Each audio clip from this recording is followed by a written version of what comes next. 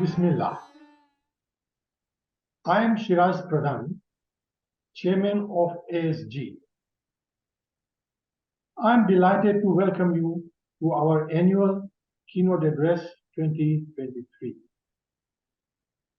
It is fourth year since we launched these keynote addresses by well-known scholars to share their wisdom. Our Ginan Insight is also a very popular platform where we share the latest on Ginan research. Today, I am delighted to share another ASG initiative of Ginan Conversations. It will showcase works of Ginan enthusiasts, scholars, and artists alike in Ginan studies, preservation, and recitations. More details are on our ASG website, which is also listed on the chat, and will also be shared by emails and WhatsApp very soon. Thank you for your support and for your continued support.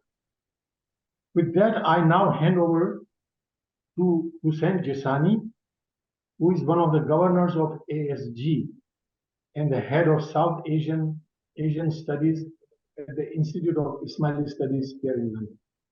Thank you. Thank you, Chairman. I hope you can hear me. So as Chairman Sahab has said, I serve as a governor on the Board of Governors of the Association for the Study of Ginans, and it is my privilege to be facilitating today's annual lecture. We have an eminent speaker who will be delivering the annual lecture today, Professor Faisal Devji. But before I introduce the speaker, and invite him to deliver this annual lecture 2023, let me quickly talk about the title of the talk and provide a brief context on how the board arrived at the topic and the speaker.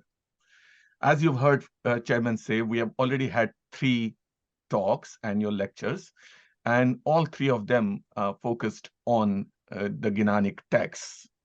But today we are going beyond that. Let me kind of, you must have realized this by the title, so let me kind of state the title here. The title of the talk, today's talk, is The Making of a Muslim Community in Colonial Bombay.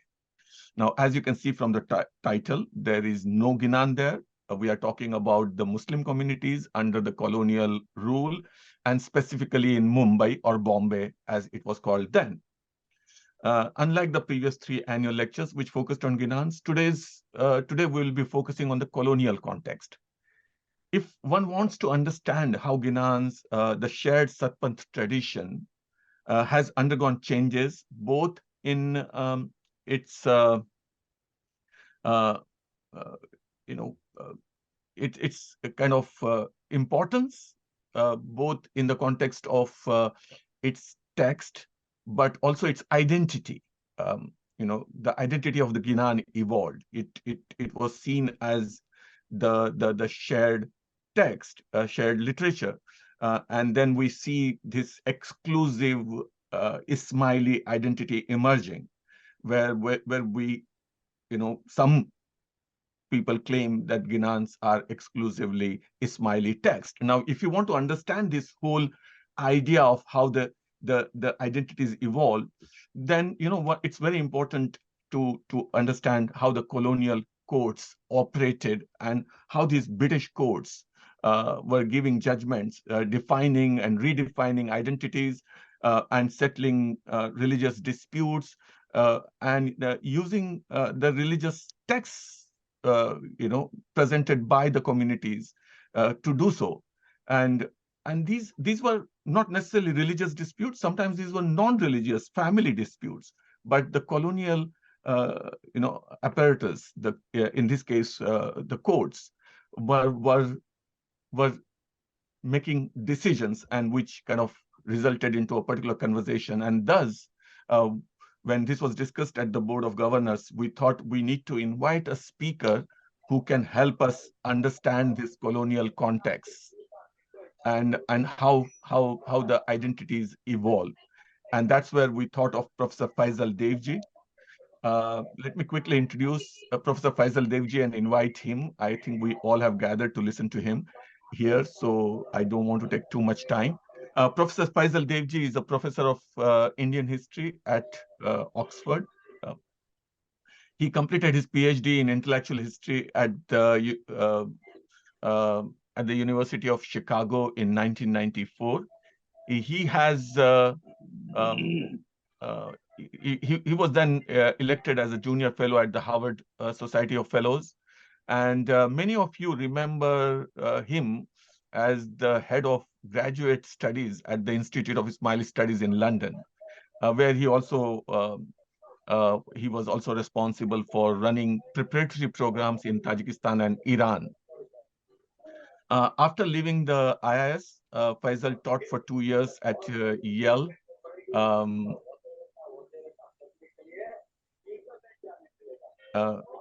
Faisal taught at Yale and then at the New School for 4 years as an associate professor.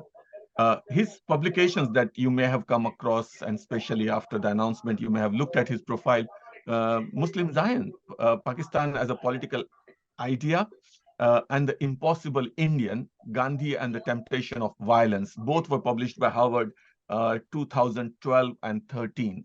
And if you have not looked at it, I request you to have a look at these publications.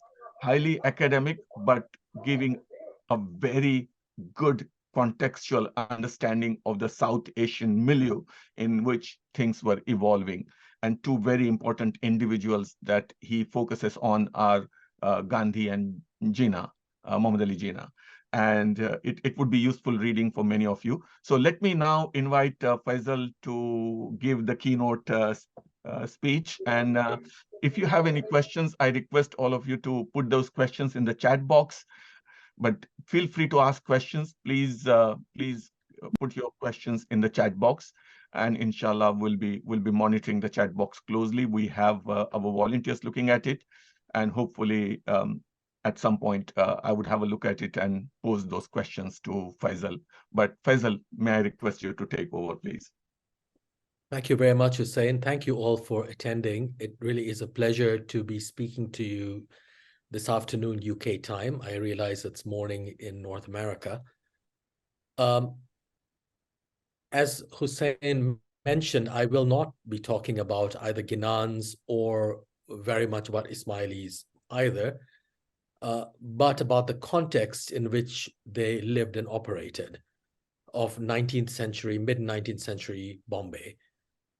And Bombay was the headquarters of the Ismaili community, not just in India, but arguably worldwide. The first Jamaat Khana there was built in 1740, as early as that. And Khoja Ismailis in particular were among the most visible and important communities in Bombay from the late 18th into the middle and late 19th century. Now, one of the interesting things about this city, which was one of the great cities of the world in its day, as it is today, is that it represented a diverse range of Muslim communities. I cannot think of another city in the world of which this is as true as it is of Bombay, or Mumbai as it is today known. It's a dizzying variety of Muslim communities from different parts of India, but also from different parts of the world, including Iran and Central Asia and many other parts of the world, Southeast Asia. And they belong to every kind of theological category, every kind of sectarian community.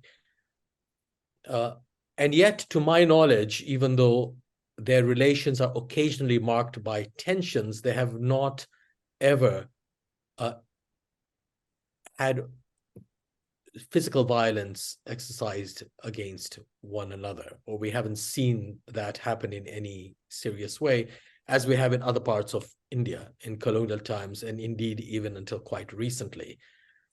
And in a way, the question I want to ask is, why is this the case? how is it possible to have such a dizzying variety, a dizzying array of Muslim communities living in this great cosmopolitan commercial and industrial center, as Bombay then was, and have them all live together without agreeing with one another? They didn't agree then, and they don't agree today. In fact, there are constantly splits in these communities, and there are occasionally instances of violence when these splits occur within these communities. And this is true of the Khojas as it is for the Bohras, and to some degree of the Maimans. But they tend not to enter into violent relations with other castes and other Jamaats. And the moments of violence that mark their histories are also relatively brief. So you might have people going to court and against each other, against the leaders of these communities, and arguing over property and ownership rights. And you might have occasional fisticuffs and even a riot in the streets. But you don't have any large-scale inter-Muslim violence or even disagreement in the city.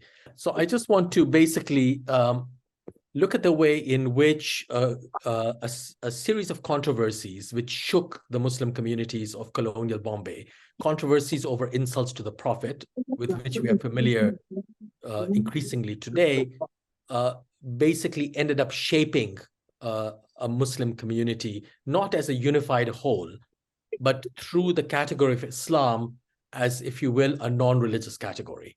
So if you think anyone who has been to Bombay or who knows it will know that amongst its great institutions are the Anjuman-e-Islam from the 19th century and the Islam Gymkhana. Now, the use of the term Islam for both of these institutions is very, very interesting.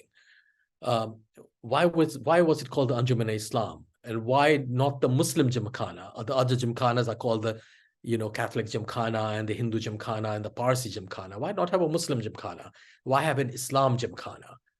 I'm not sure of the exact reason, but what I suspect is that the term Islam becomes popular in this period because it names a non-religious, in a strange way, a non-religious form of unity. That the Muslim communities of Bombay could unite and could come to an agreement with each other and inhabit these spaces precisely because they set aside theological debates and religious debates. So I want to look at the way in which this happens by looking at two important moments of violence.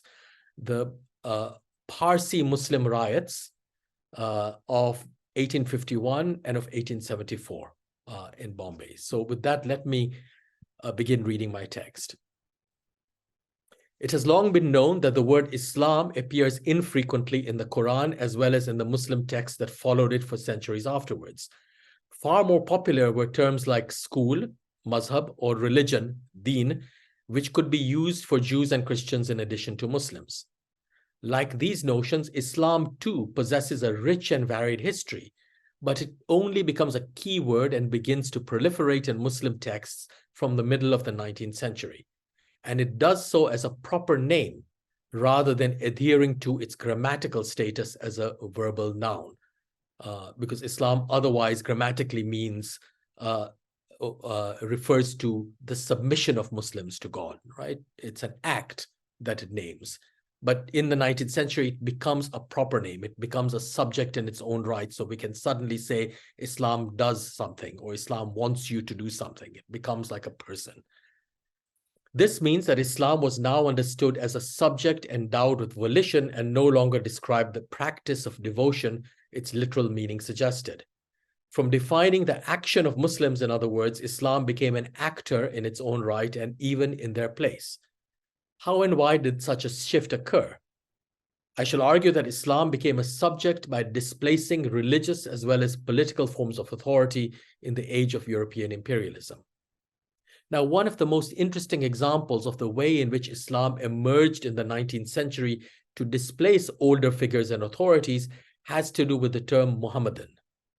While they may not themselves have used this appellation or others like Mohammedanism when speaking or writing in non-European languages, Muslims well into the 19th century seemed comfortable with various renditions of the name. They frequently used it in languages like English and French for themselves, and their institutions, as well as in similarly adjectival forms like Muhammadiyah or Muhammadi in non-European ones. But though such terms continue to be deployed in colonial societies as administrative and sometimes academic categories into the next century, Muslims had by then abandoned them in favor of Islam and its grammatical derivatives. This shift was not merely a semantic one, but entailed a radically new conception of Islam as a global figure and agent of history. But repudiating the identificatory power of the Prophet's name in this way could also mean depriving him of any sacred quality, and in doing so differentiating him from other religious founders of whom Jesus stood as the classical example. Yet his humanization as a simple medium for Islam's founding in the eyes of some, but by no means all Muslims, did not reduce Muhammad in their religious lives. On the contrary, his subordination to Islam, understood as the true agent of Muslim history, seems to have made the Prophet into an even more important figure in their devotions. So basically what I'm saying is that the figure of Muhammad is displaced somewhat and replaced by the figure of Islam. Islam is now the actor of Muslim history. So what happens to Muhammad? And that is what I'm going to talk about. Whether seen in profane terms as representing the genius heralding a new departure in human history, or in theological ones as God's final messenger, Muhammad became the subject of an unprecedented proliferation of biographical and devotional works from the 19th century. Many of these publications were modeled on or responded to European writings, and so foregrounded issues and events in the Prophet's life that would not have been relevant in earlier times. So you see a sudden explosion of biographies of Muhammad, of works on Muhammad, which had never been the case in the past. His relations with and treatment of women or religious minorities, for instance, became a major theme in such works, as did comparisons with other religions and their founders. And this, again, had not been true in the past. From the 19th century, in other words, we have the production of a single and therefore non-theological canon of writing about Muhammad, whose form was shared by believers and unbelievers alike. So a lot of the biographies of Muhammad are modeled on European biographies. And Muhammad became important in this way because he had replaced the king or other spiritual authorities whose life and words could explain the inner meaning of Muslim societies. It was Islam, represented by its prophet, that now offered the key to understanding these people and places. In pre-modern times, it had become popular for Muslims to see the Prophet as unlettered, so as to emphasize by contrast the miraculous nature of the Quran's beauty, whose divine authorship would therefore owe nothing to his efforts. But this did not detract from Muhammad's sacred qualities and powers as the privileged recipient of revelation. By a curious parallel, it has become fashionable in modern times to stress the Prophet's humanity, often by depriving him of such powers so as to make Islam the only agent of history and focus of belief.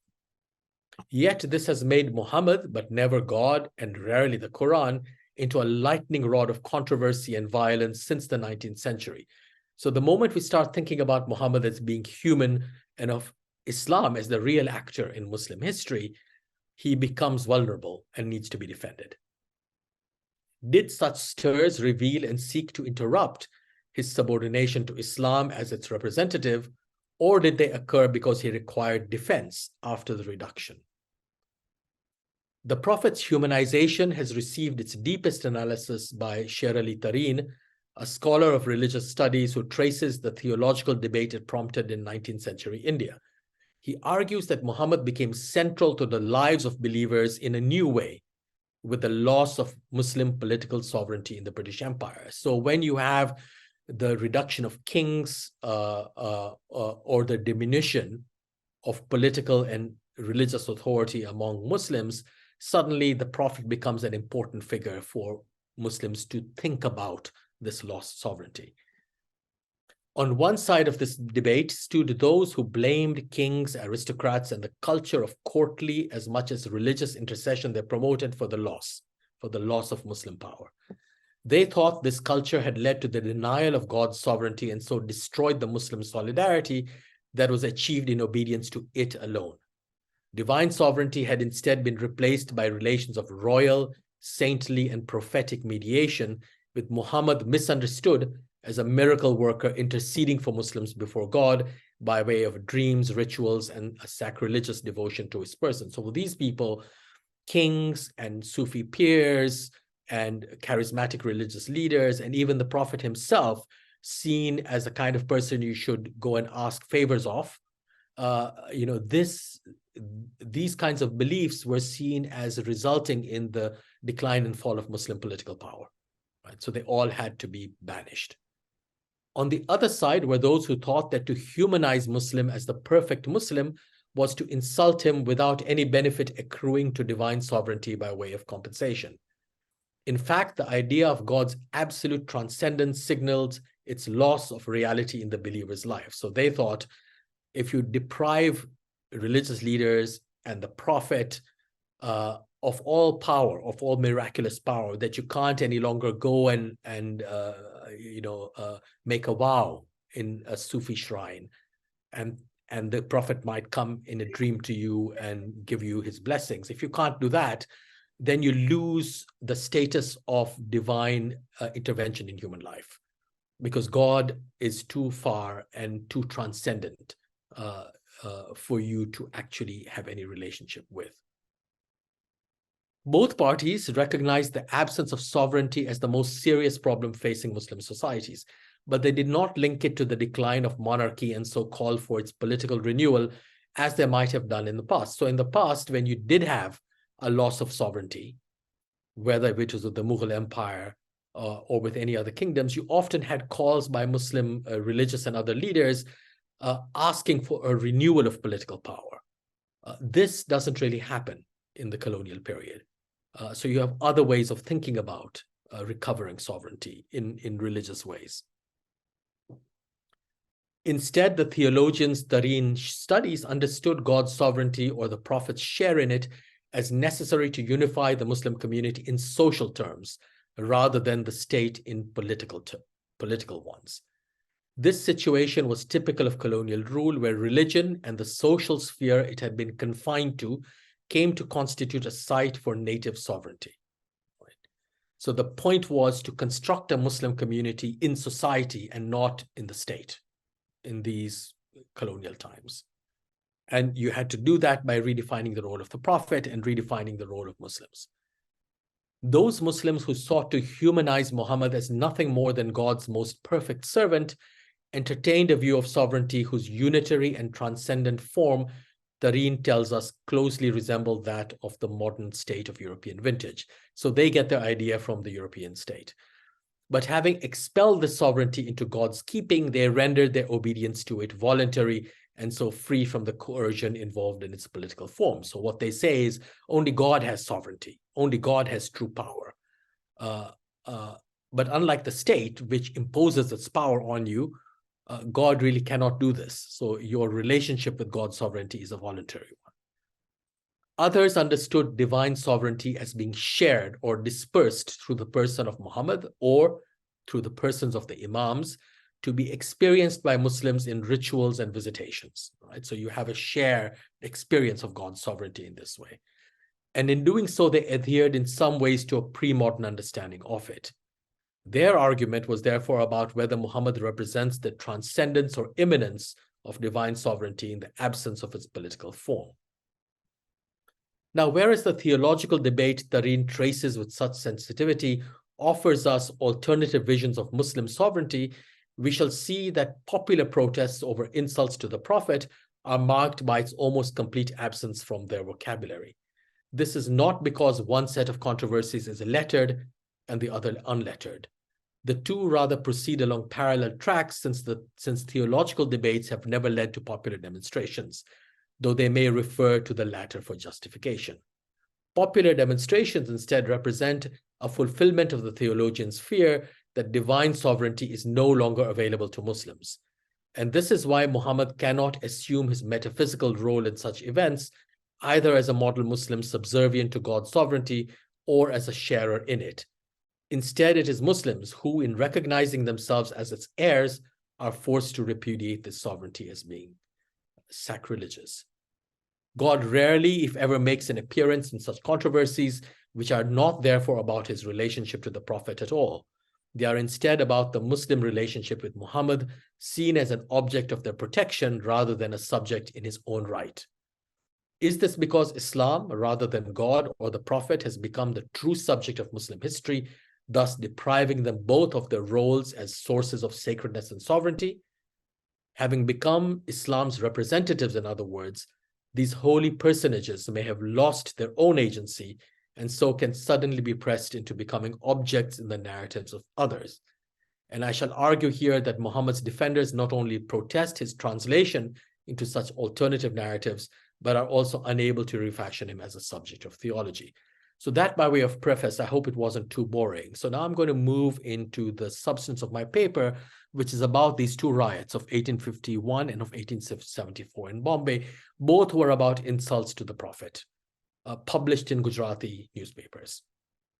And you have a mobilization of Muslims, a set of riots and Muslim leaders, including Khojas, Ismailis, maneuvering to tamp down the violence and construct a new way of thinking about what being Muslim means in a colonial state like India and in a city like Bombay.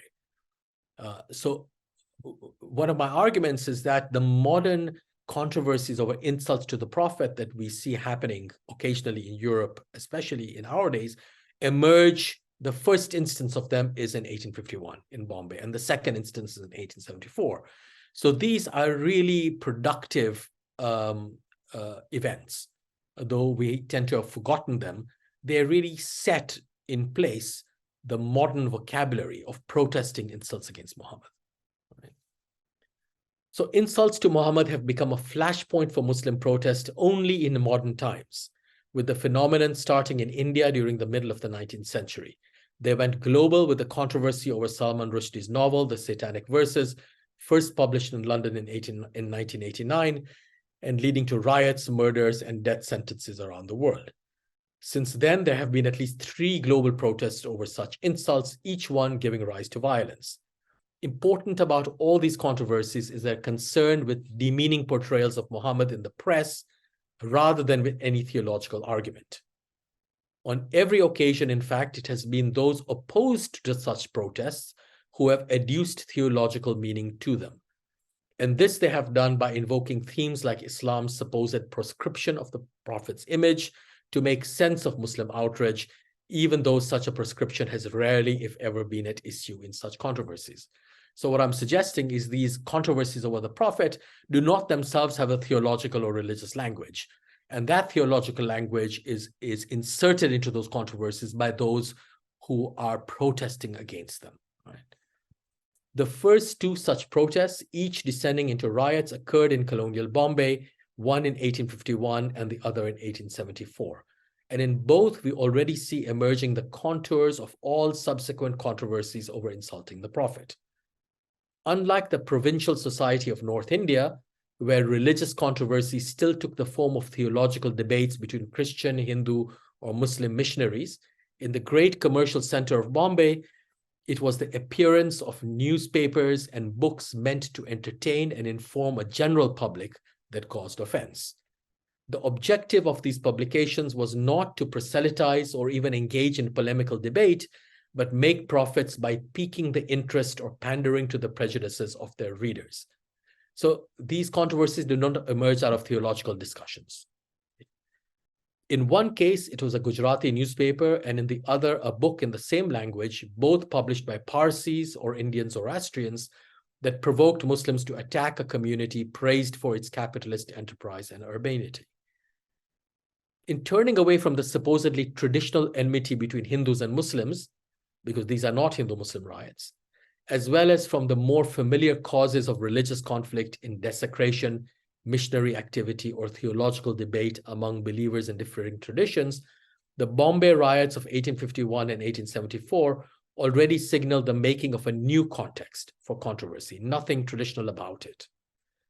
Rooted in commerce and industrial capitalism, with its anonymous mass of consumers, protests against insults to the Prophet could now only impute motives to his critics that were not theological but merely defamatory. The 1851 riots were occasioned by the publication in the Chitragyan Darpan, the illustrated mirror of knowledge, of a biographical article about Muhammad drawn from the English author Simon Ockley's 18th century history of the Saracens, together with a portrait of Muhammad. It was this portrait that was said to have offended Muslims by its disfigurement through a printing error, with the account itself deemed innocuous. But this narrative of Muslims being stirred to fanaticism by a simple mistake, and interestingly not the supposed proscription of Muhammad's image, is put into question when we look at the biographical account. It begins by stating that, quote, "We have in our former papers given accounts of the career of some of those remarkable persons who have made great changes in society. We proceed today to give the account of the life of another famous man. No other person has so much altered the affairs of the world or destroyed the lives and property of people and led them to believe him as Muhammad has done." Close quote. More than a simple recension of Ockley's book, the article seems to have been published in response to Muslim slights against the Parsi prophet Zoroaster, as well as the conversion of Parsis to Islam. Indeed, the violence between Muslims and Parsis flared as the former emerged from Bombay's great mosque, the Jamia Masjid, leading one such convert in procession. A complex event then had to be reduced to an example of Muslim fanaticism. But this was difficult to do. For instance, it had to be noted in the press and Parsi polemics that the Mughal or Iranian Muslim community in Bombay had been ordered by the Persian consul not to participate in the riots, and that its members had indeed rescued a number of Parsis from violence. Or that Gujarati-speaking Muslims who, like the Parsis, were engaged in trade and commerce also did not take place in the riots. At fault, rather, were Hindustani-speaking Muslims from North India who belonged to the laboring classes and were unable even to read the Gujarati article they thought offensive. Meanwhile, Parsis had to defend themselves from accusations by British policemen of their own working classes instigating some of the violence. Viewed from another perspective, we can see the riots pitting workers against businessmen. Eventually, the respectable men of both communities joined forces with the colonial state to control the poorer among their co-religionists. The complicated sociology of this event meant that imputing a purely theological language to it proved impossible. Apart from general descriptions of Muslim fanaticism, the only effort to do so seems to have come from the Telegraph and Courier, an English newspaper of Bombay, which accused the prominent Muslim merchant and justice of the peace, Muhammad Ibrahim Makba, of delivering a speech about courting martyrdom to defend the Prophet. This he denied in print. The riots were soon subordinated to another logic, which had to do not with theology, but free speech.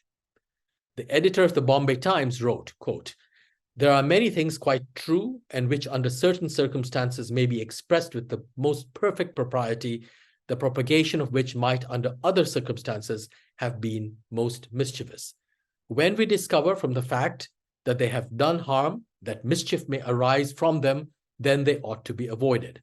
So what the Bombay Times is saying is that, yes, we must have freedom of expression, but when it looks like such freedom of expression gives rise to violence, then such freedom should be restricted. To this, the Telegraph and Courier responded, quote, "We fear that our contemporary has a dash of Irish blood in his veins. Else how could he tell us that when things right in themselves are done at such a juncture or under such circumstances that they produce mischief, then they ought to be avoided. We never heard anything more unreasonable. If Bayramji Kursatji, who was the Parsi publisher of this newspaper, or any other person were at a period of popular excitement knowingly to do aught calculated to increase the ferment in people's minds and thus lead to a breach of the peace, then of course the act would be criminal. But from all we can hear, it was Bayramji Kursatji's publication that caused the excitement among the Mohammedans. He did not find them already excited incited and by an act of reckless folly goad them into outbreak, close quote. The riot, in other words, had been fully absorbed into the vocabulary of liberalism, being understood by the critics of Muslim fanaticism as a result of mistaking the secular for the sacred. Representing the first modern controversy about insulting Muhammad, the 1851 riots led to the repeated invocation of fanaticism as a theological principle without offering any example of it, apart from the violence itself, which was seen as being irrational.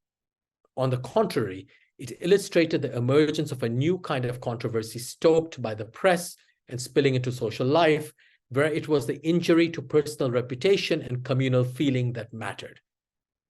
And it was not accidental that this injury looked very much like that caused to wealthier and more influential individuals by libel and defamation, with each type of hurt requiring the press and its publicity to occur. Indeed, as the historian J. Barton Scott points out, it was difficult to separate blasphemy from libel, defamation, or even sedition, all these crimes being interconnected in law as much as logic and disallowing any clean separation of religious and secular realms. So in other words, when these riots occur, the British press and the Parsi press attribute them to Muslim fanaticism and to religion and religious passion. The Muslims themselves are not making these kinds of claims. And as Barton Scott points out, these claims are indeed very ambiguous ones because they are protesting against insults to the Prophet in similar terms as people protest libel and defamation and sedition. So by the 20th century, Scott notes, Muslims protesting against insults to Muhammad in colonial India were themselves making reference to libel and defamation, invoking a famous British case in which a long-dead Prime Minister, William Gladstone, had his reputation protected by the courts from such insults. So their argument was, if William Gladstone, who is no longer alive, can be protected from insult in the press by the courts, then so can the Prophet. All of which goes to show how important non-theological arguments had become for Muslims who sought to defend their Prophet. And this meant that the way to address such injuries, these insults to the Prophet, whether they were considered to be against the reputation of a person, Muhammad, or the feelings of a class of people, Muslims, was to weigh them against the wider public interest.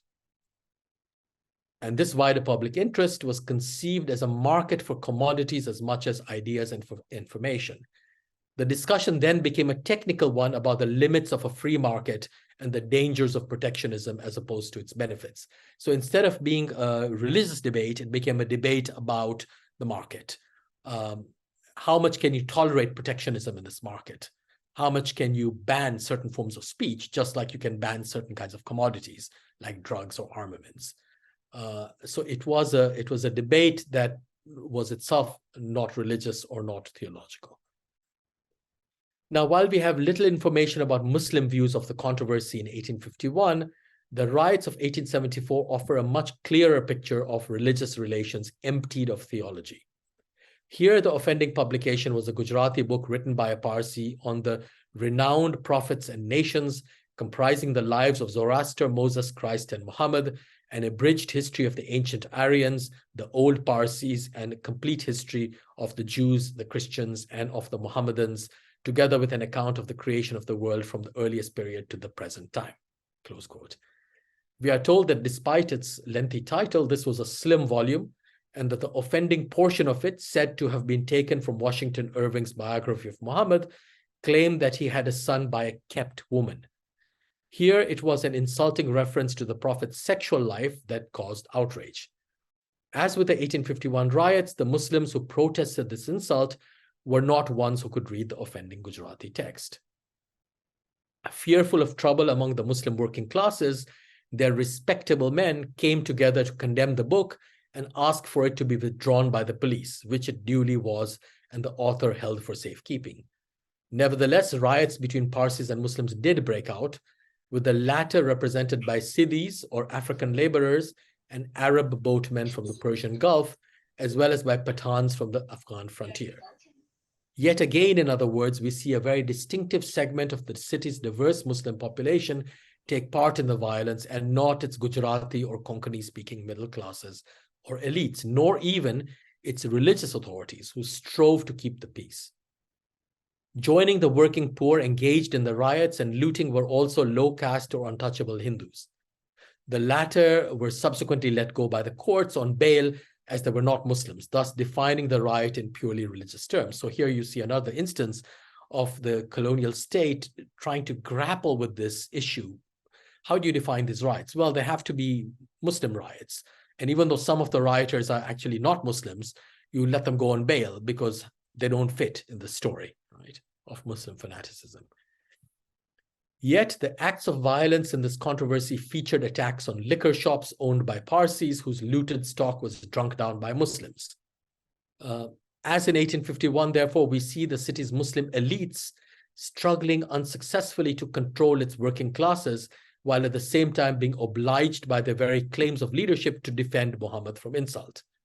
And in doing so, they set a precedent for all subsequent controversies. The Times of India makes note of this new argument in its report on a meeting held by Bombay's leading Muslims and addressed by their chief religious authority. Quote, Qazi Abdul Latif Sahib addressed the meeting at some length, stating that complaints having been made to him by several members of the community as to a Gujarati publication by a Parsi containing language calculated to wound the religious feelings of the professors of Islam, he had, in company with some respectable people of the Jamaat, called upon the Commissioner of Police and laid the facts of the case before him, close quote. Following his statement, the Qazi was thanked by the audience and, quote, Munshi Ali Akbar Khan said that the Muslim community ought to be very much obliged to Qazi Abdul Latif Sahib, who had taken so much trouble in the matter, and he further suggested that a petition might be presented to government for passing a law preventing persons from publishing any matter calculated to give offense to or wound the religious feelings of any community, close quote. So this meeting, it's important to note, included representatives of all the Muslim communities of Bombay, Shia, Sunni, Khoja, Memon, Bora, etc. Crucial here for all future controversies are two themes. The first has to do with the invocation of hurt feelings or wounded sentiments. Not blasphemy, in other words, nor even an offense against the Prophet, but Muslim sensibilities were at issue here in much the same way as they would be in cases of libel or defamation, whose injury pertained to the loss of reputation in the market of public opinion. This language was taken from the Indian Penal Code, which, though composed some decades earlier, only entered into law in 1860. Its author, Lord Macaulay, had replaced blasphemy, still a crime in Britain, with the injunction against deliberately hurting religious sentiments without regard to their truth. So in Britain, you still had a blasphemy law, and you have it until the 1990s. And that blasphemy law protects the Church of England and no other church, and it protects what is considered the truth of the established church, of the Church of England. The Indian Penal Code prescribes offenses against Indian feelings, Hindu, Muslim, Parsi, all religions. They do not presume the truth of the religion being protected.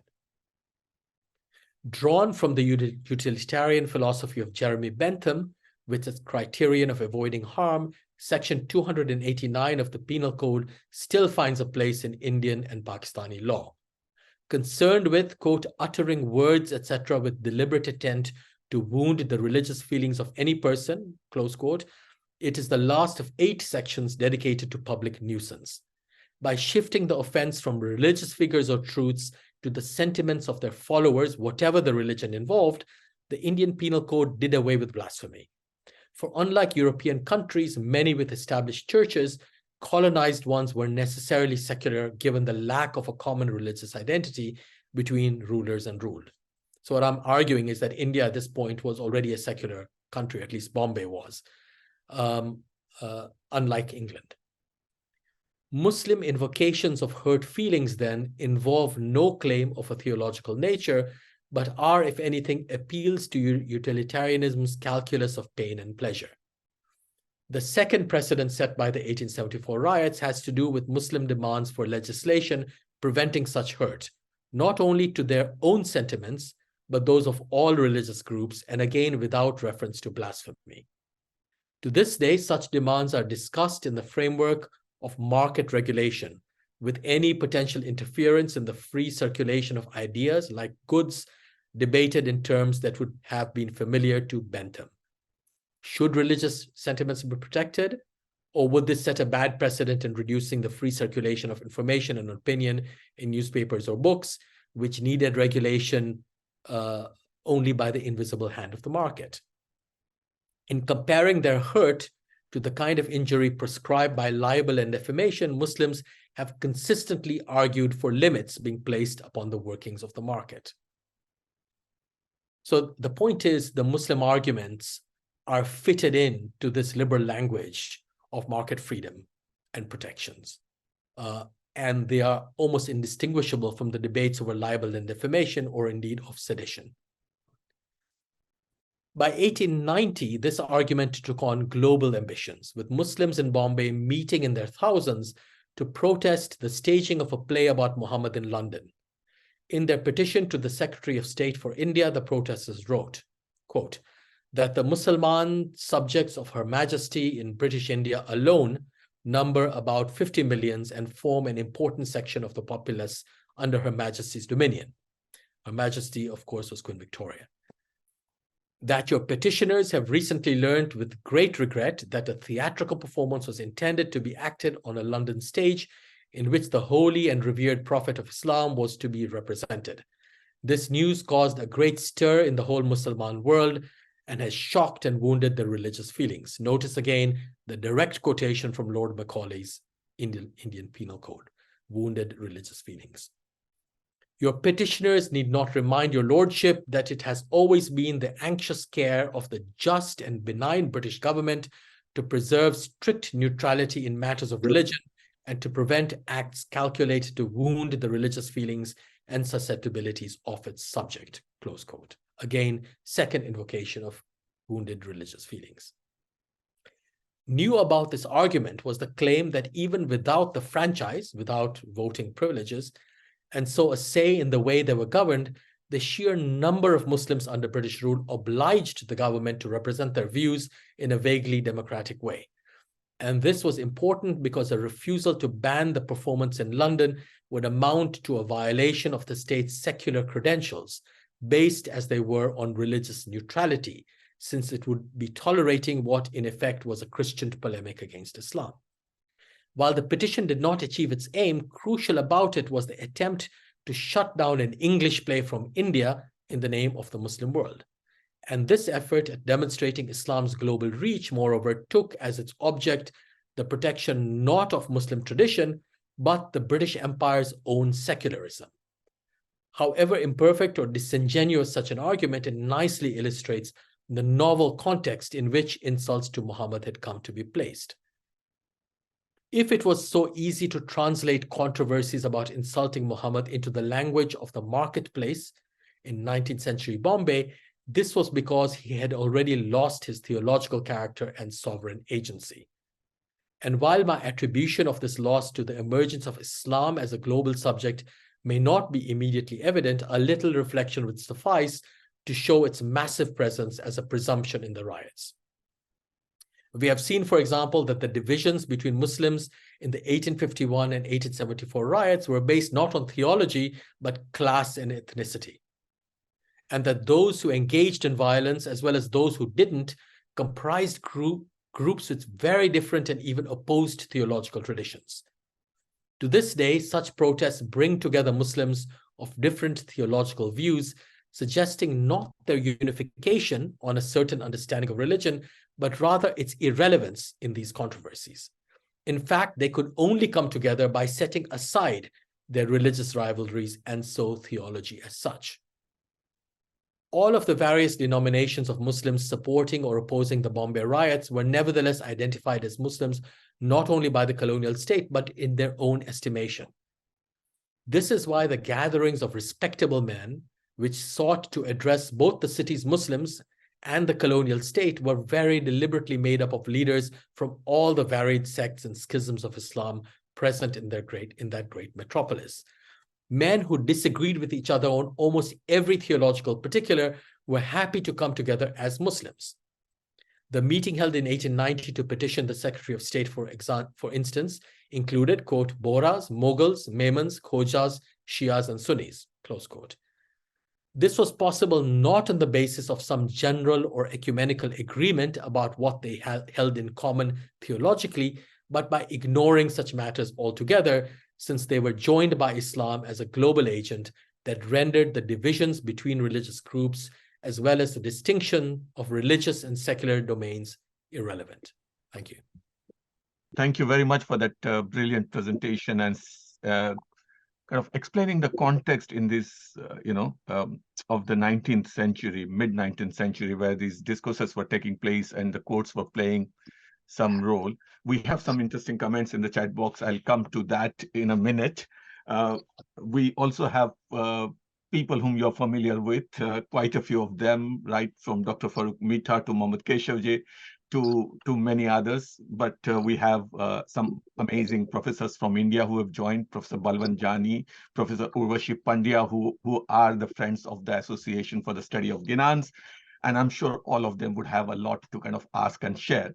But some of the positive comments, Professor Balwant Jani has requested if we could get this paper translated in Gujarati. We must get this paper translated in Gujarati. It offers a new way of looking at things. Professor Urvashi Pandya has kind of commented that this is an important contribution. Let me just read exact words. I don't want to put the words in her mouth. Thanks, Professor Faisal, for the wonderful talk. Very informative, clear, well observed, and original analysis. A very well explained subject and the context of socio-cultural, religious, and political environment back then. So very kind of interesting comments and very positive comments. But there are some questions as well. And I'll go to the participants' question. But while you were talking about Iranian consulates, you mentioned this in passing, right? Iranian consulates position and advice to the people, about not participating in these riots and not supporting this. And I was thinking of two things at that point in time. One, by 1851, the first Aga Khan, Imam Hassan Ali Shah, is back from Calcutta to Mumbai and settled. One. The second is the period that you're talking about, if I'm not wrong, I'm now recollecting this from my memory of reading the history, Persian history. The consulate secretary, the Iranian ambassador to India, to Bombay, was a brother or related to the first cousin of the first Aga Khan. And if that position was taken by the Iranian consulate, do we know what was the position taken by the Imam of the time? Because to start with, I think he was an Iranian subject still. He had come from Iran. He was very closely associated with the Iranian ambassadorial, diplomatic activities in Mumbai. Do we know the position of the first Aga Khan or the Hassan Ali Shah, Imam Hassan Ali Shah, during these riots, 51 or 74, any of the two? That's a very interesting question. I haven't come across his name in the material I read. I've not read all the material, obviously, but it doesn't appear in the Times of India. It doesn't appear in the Bombay Times or in the Telegraph and Courier and in the Parsi polemics so far. But there are letters to the press from Ismailis saying that followers of the Imam are not involved in violence. Okay. Right. So there's at least one letter that I came across, but he himself, so far as I've seen, does not appear. Nor does he appear, but he may not have been mentioned in these gatherings of leaders, because not all the names are mentioned. So it's mostly the Qazi of the Jami Masjid and important Konkani Muslim figures like from the Roge family, for instance, who had built the Jami Masjid. So these are very important Muslim elites of the time. But the Khojas and the Bohras and the Memons are all represented along with other Jamaats. but these are the important commercial ones. So I can't entirely answer your question, but it is actually surprising that I haven't come across these names so far. No, that's good to know. I mean, I'm assuming that if the Iranians were not playing active role, then most probably Imam Hassan Ali Shah's position would have been something very similar. But it would be an interesting topic for somebody to pursue. There was a question, I think it was the vice chairman of ASG who asked, and then there was one more person who asked the similar question. The question was related to, and you partly answered that question, is did the Ismailis have any difficulties at this time, because we were seen as Muslims, we were operating in that environment? Did we face any challenges, and especially because of our differences, such as Jamaat Khana instead of Masjid, Imam claiming the direct descendant to be a direct descendant of Prophet Muhammad? So that's the question from the Vice Chairman, Mohammad Mauledina. Well, these claims are made only much later in the 1860s. And, once you get the Aga Khan case and the Haji Bibi case, so before that, it's not entirely clear. The position of the Imam is, it might be clear to some people and to himself, but it's not clear generally in public. And it takes those court cases, and those happen later. So yes, by 1875, at least one of them has happened. But 1851 is still too early. Of course, there are problems and there are splits. Now, there's this new book by Michael O'Sullivan called No Birds of Passage, which is very interesting. It's on the Bohras, Khojas, and Memons as capitalist trading castes, which produce very large capitalist concerns. And they're all organized in terms of Jamaats. They're all quite, they're distinctive. Each one is distinctive. Some of them have religious leaders like the Bohras and the Khojas, the Nizari Ismaili Khojas, and the Dawoodi Bohras, not the other Khojas or the other Bohras. And the Memons don't have that kind of direct singular leadership, but they all operate through the institution of the Panchayat, which is also called the Jamaat. And these terms are used, according to O'Sullivan, synonymously. So you can call a Panchayat a Jamaat, and you can call a Jamaat a Panchayat. And that's a caste association, obviously. So they operated like trading caste associations. Mahajan is the other word for it, for other Gujarati trading groups, and indeed trading groups in other parts of India. And how these panchayats or jamaats become organized and institutionalized is a story that he tells in his book.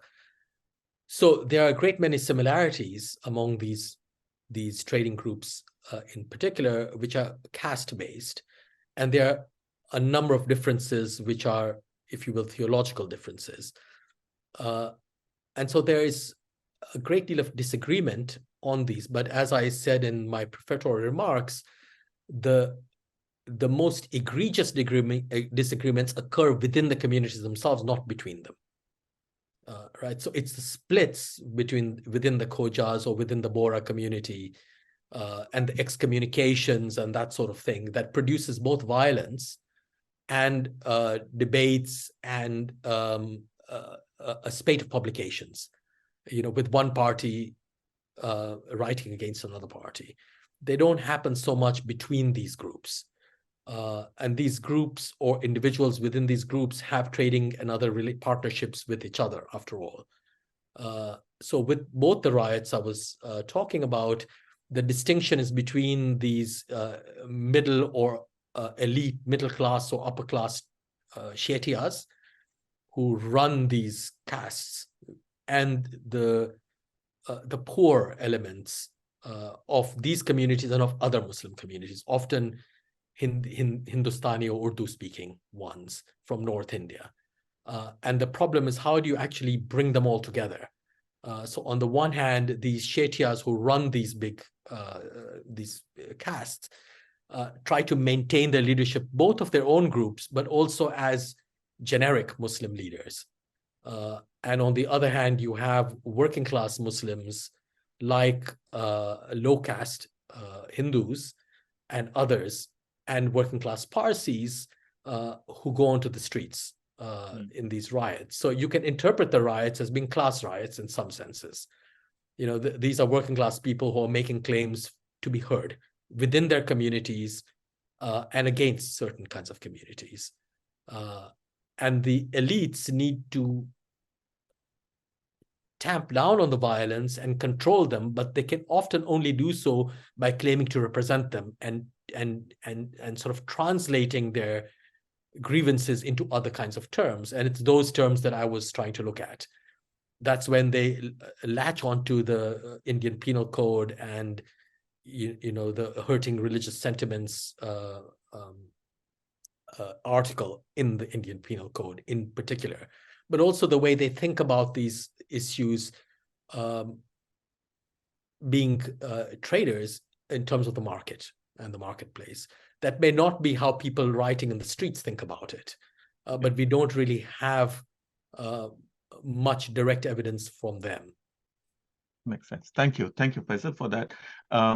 In fact, it kind of provides a better perspective on how the things were evolving in that context. And there is an interesting question by Varun Mitra on the chat. It's a bit long. If you can have a look at it, I'll be reading that question for the audience anyways. But while I'm kind of talking about some other question, if you can look at that.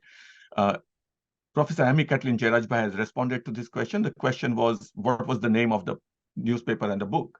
So the Parsi newspaper of 1851 was Chitragyan Darpan. Yes. And the 74 book was a biography of eminent personalities. Yes. I don't remember the Gujarati title of the I don't remember the Gujarati title either. Yeah, either. But it was kind of eminent personalities of the time. Yeah. I think Mashur, Vyaktiyon na Jivan Charitra or something. And it had a profile of the prophet in that, and it was seen as written in a derogatory manner. It would be interesting to see, this in the context of some modern riots that Faisal, you've referred to, the 20th century riots. But coming back to the question that Varun has asked, two elements seem to learn in parallel in the second half of the 19th century. One, the crafting of law in the colonial India, the IPC in your Indian Penal Code that you've referred to, Faisal, and the adaptation of the English blasphemy law into hurt sentiments. Therefore, the prospect of legalization of society. Secondly, the rise of ethno-religious nationalism in Europe. And in the second half of the 19th century, politicization of religion was beginning to take shape in South Asia, as well as Zionism. Would appreciate Dr. Devji's comments. Thank you. Well, thank you for that. Yes, I mean, on the first bit, you do have, a kind of legislative frenzy occurring. And again, O'Sullivan's book is really interesting in this respect because he shows how even when the colonial state tries to render these communities, these trading communities, into kind of self-sustaining ones that can deal with their own problems internally, they tend to go to the courts.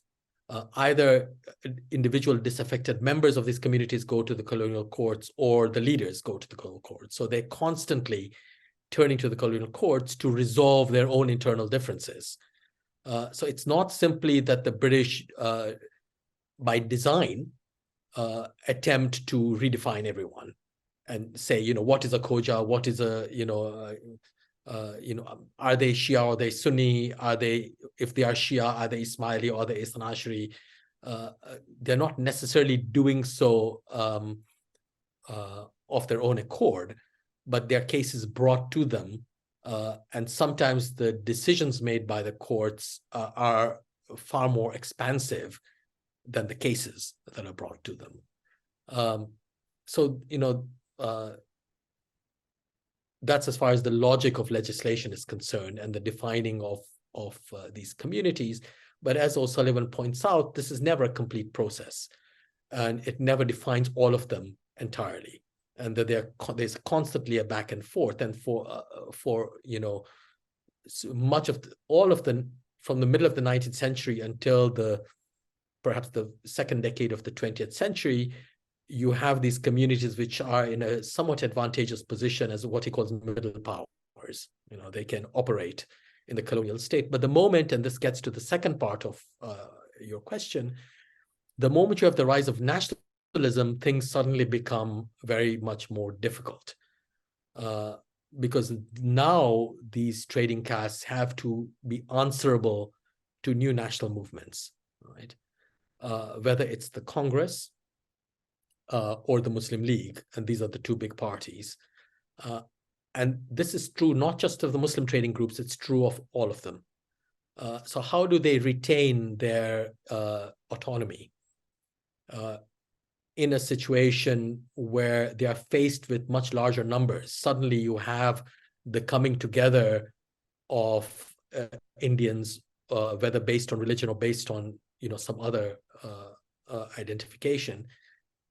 And the trading castes suddenly look much more vulnerable, and they're also being accused of being collaborators with the colonial state.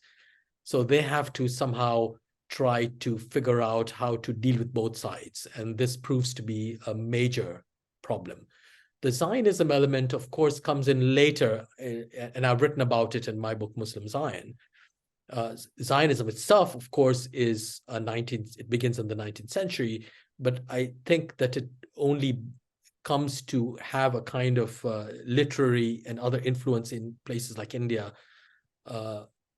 much later, probably in the early 20th century. Right. Somebody has asked, the title of the book that you've referred to. I've just posted it there in the chat box. No Birds of Passage, A History of Gujarati Muslim Business Communities, 1800 to 1975, by Michael O'Sullivan. We have Dr. Mohammad Keshavji. I saw him turning on his video a couple of times. I think he has a question. But before I invite him to talk about if any question, comment he has, we have a question from Al-Nasir Lalani. What are the similarities and differences between the historical subcontinent riots in comparison to the predominant European riots on the same subject? And I think by the same subject, he's referring to the controversies related to the Prophet's depiction.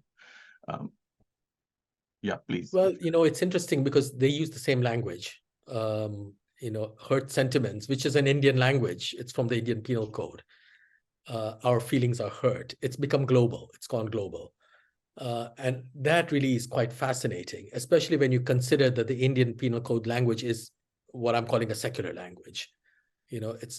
So my point is that though there are very many deep religious feelings, I'm sure, involved, the language of these controversies tends not to be so theological. It is on occasion. So Khomeini's hukm against Rushdie, you can interpret as a theological document, though even he seems to cite the kind of Indian language. I mean, from what I recall these are offenses against Muqaddasati Musalmanan or something, yes? Yeah. So the sacred things, the feelings, in effect, of Muslims. So, but apart from the language, the nature of the violence is very different, because you don't have riot type situations in Europe. You have demonstrations which are generally peaceable, but then you have threats, death threats and assassinations. So not the kind of collective violence you see in India. That you tend not to see. You see that still in places like Pakistan over these issues which emerge in Europe. And what's interesting about them, of course, is that they increasingly emerge in Europe. They don't emerge in South Asia. That the South Asian events don't become global. Only the European events become global. Yeah. But the language is South Asian, or at least some of it. And for me, the interesting thing about these controversies is that they're struggling with the theological. It's difficult to grasp the theological element in here, because so many of the arguments are non-theological. The arguments about libel and defamation and things like that. And the only thing that seems to be theological are is the depth of feeling that's invoked. But that you can't really judge. we can only know it from the outside. But the language is remarkably and remains remarkably non-religious, even though, and there are people in the audience who will know this much better than I do, there is a long history, theological history in Islam, in the history of Islam, of dealing with blasphemy. So it's not like it doesn't exist. It's just that the language isn't used. What is used is Macaulay's language. Mm. And it comes out of Bombay, and then it goes to North India and other parts of the country. Yeah, no, it's interesting the way you refer to Khomeini's fatwa of the time, or the kind of, I remember, I think India was the first country to pick it up and run with it, kind of, and you see that though Khomeini is banned the borrowing book, that yes. language, it had the appeal, the highest appeal in that context again, it was not. Rajiv Gandhi's government banned the satanic verses. Yeah. Because you could see that there was a conversation in the environment which was not very comfortable for the government, and it was kind of understood by the government that it could result into some major problems, in terms of the riots and all that, and the experience that you've kind of narrated and contradicted with the European experience of riots. I mean, the peaceful processions. So I think the Indian government sensed it. But coming back to Mohammed, any comments? You seem to, Mohammed, I'm talking about. No, I mean, basically, the request for certain publication, that's all. Oh, sorry, Mohammed Kashawji, I'm sorry. No problem, Vice Chairman. Mohammed is a very common name, and we have been talking about Mohammed, so there's a lot of confusion here. But I meant Dr. Keshavji. If he's still on the call and if he has any comment, then I invite him to speak before going on to the other questions. I mean, we do have about 5 more minutes before I officially thank and close this, but we do have about 10 minutes at the most. So, Dr. Keshavji?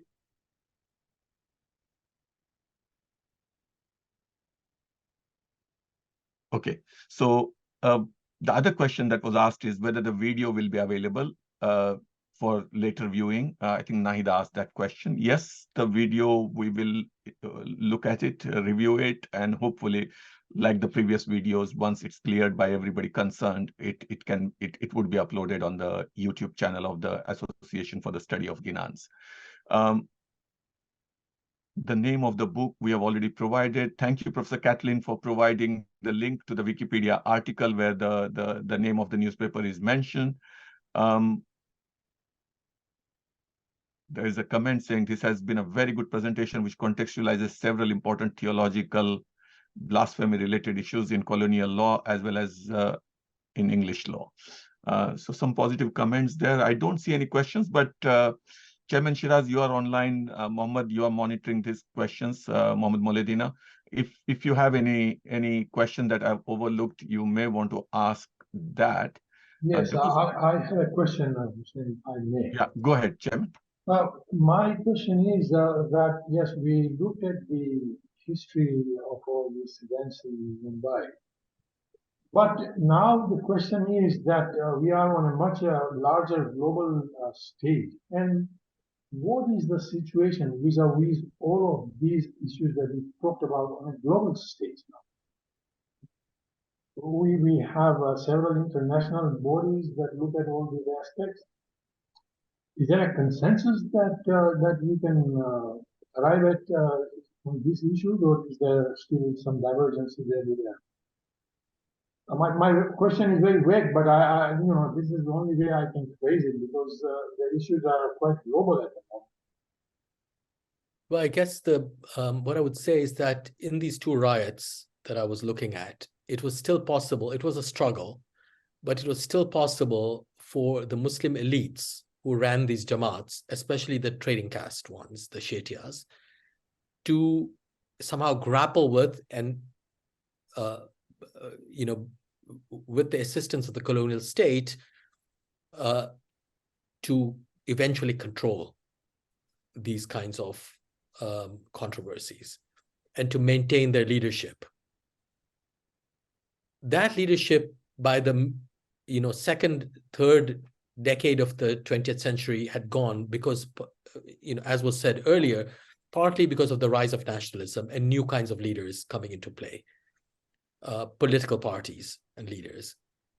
Today, even these kinds of leaders are unable to control the globalized controversies that sometimes result. Occasionally, they don't happen all the time, over, in this particular instance, insults to the Prophet. And what I find fascinating about these global controversies is that there is no leadership.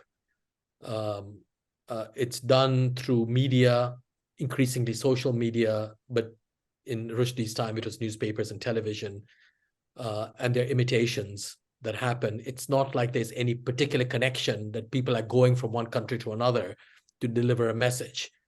So these things arise independently, which is not to say there's no organization, but there is no global level organization.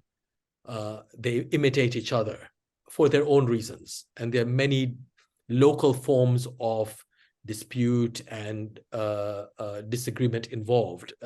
And you can't just add them all up to make one global explanation. So the thing about globalization is that it includes many different kinds of political and religious arguments and disagreements and different kinds of sociologies. And though they imitate each other and they seem to belong to the same movement, in fact, they're all very different when you looked at specifically. So what is it that unites them all as opposed to divides them all? It's a genuine question. But you're no longer in the 19th century world where you have these different jamaats whose leaders try to control them, and some of whose leaders gather together in their variety and with the help of the colonial state try to establish themselves as the leaders of the whole Muslim community. But as I was saying, they can only do so by neglecting religious arguments, by not considering theology. Otherwise, they would have to disagree with each other, because the Ismailis and the Hasan Ashris and the Dawoodis and the Sulaimanis and the Alawi Bohras and the Maimans, the Halais and the Kachis and the, they all have disagreements among each other. There is no way they can come to an agreement even at a generic level. So the irony of the construction of a Muslim community in this period is that it depends upon setting aside religion in so many ways, setting aside theology. And that is why secular arguments are really important. It's only the secular that can bring together the Muslim community in a paradoxical way. Thank you very much. Thank you. There was a question by Sultan Muhammad saying, what was the relationship between Ismailis and Ithnasharis, and I think he's referring to Khoja Ismailis and Khoja Ithnasharis, between 1850 and 1890. I mean, we know that Haji Bibi case kind of clearly demarcated, these identities. 1903 onwards, we clearly see, the spaces appearing. But of course, the spaces appear much before in Zanzibar and Karachi. But, I mean, what was the situation between the two communities between the 1850s and 1890s is the question.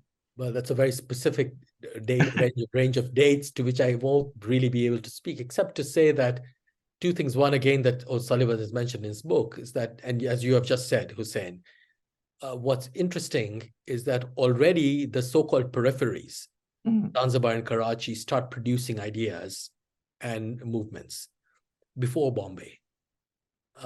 So that it's not like, even though Bombay is the great center for the whole Western Indian Ocean and indeed the Eastern Indian Ocean of these communities, it's not like it controls everything else, and that they are autonomous jamaats in different parts of the world, and they have autonomous sets of relations with other communities.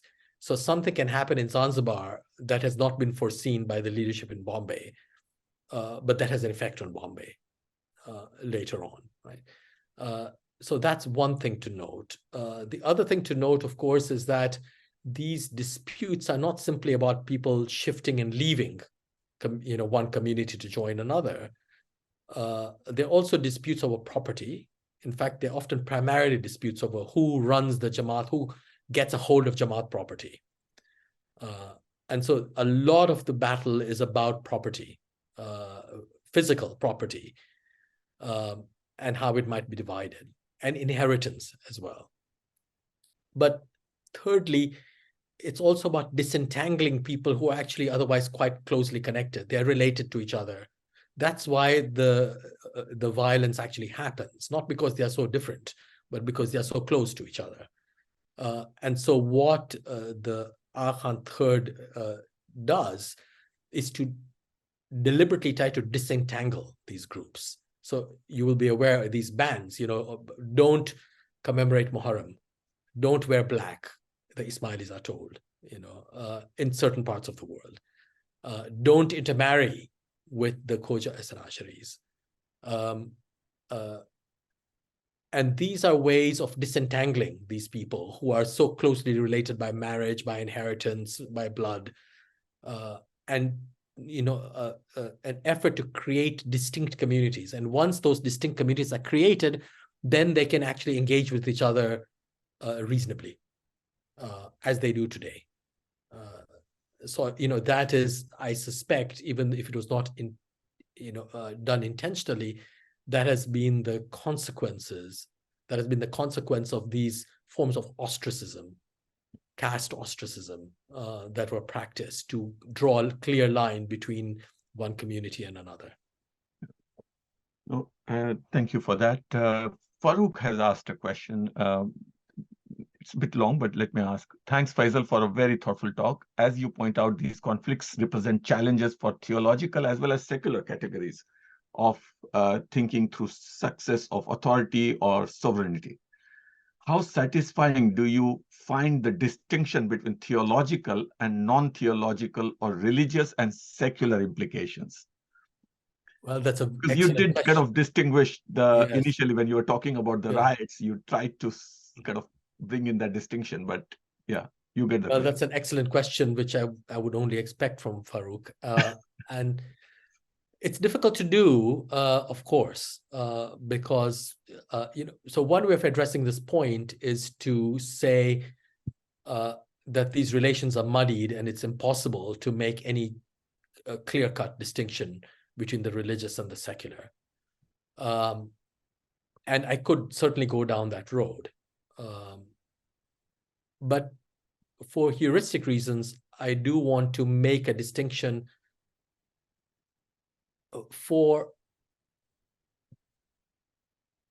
in order to make my argument clear, which is that there are ways in which, if you will, pre-modern or traditional forms of theological argument, which are also never just theological, how these forms of argumentation between, say, missionaries or between religious, Christian missionaries and, I don't know, the Ahmadi leader, Mirza Ghulam Ahmad, right? To take a famous instance. They're never just theological, but they are phrased in a familiar theological language. But the controversies that I'm referring to are not. And that's what I find fascinating. But it still poses a problem. I don't want to make this exact and clear distinction, but I do want to use words in such a way as to point out the difference. And I think there is a difference insofar as there is a search, if you will, for the religious or the theological, and that those two are different categories. Even among people who are part of these controversies. So on the one hand, it has traditionally been the self-professedly secular critics of these controversies, of these protests over insults to Muhammad, who see them as being religious or theological. And against that, I want to show that actually they have much more in common with secular law than you think. On the other hand, there are people who are partisan, who are part of the protests against insults to Muhammad, who also want to define them as religious or theological, but who find it quite difficult to do, because they too are stuck in this language that is made up of bits and pieces from Lord Macaulay and the Indian Penal Code. Not only that, but as I was trying to point out, the context is a marketized context, which makes very much sense for Bombay and eventually for other parts of India as well. So it's a question of how one makes those distinctions without reifying them and without simply reading them as essential or essentialized or essentialist historically. So I take your point, Farooq, and one has to be very careful about language there. Yeah, we are literally left with 3 minutes, Faisal, so I think we'll have to stop here.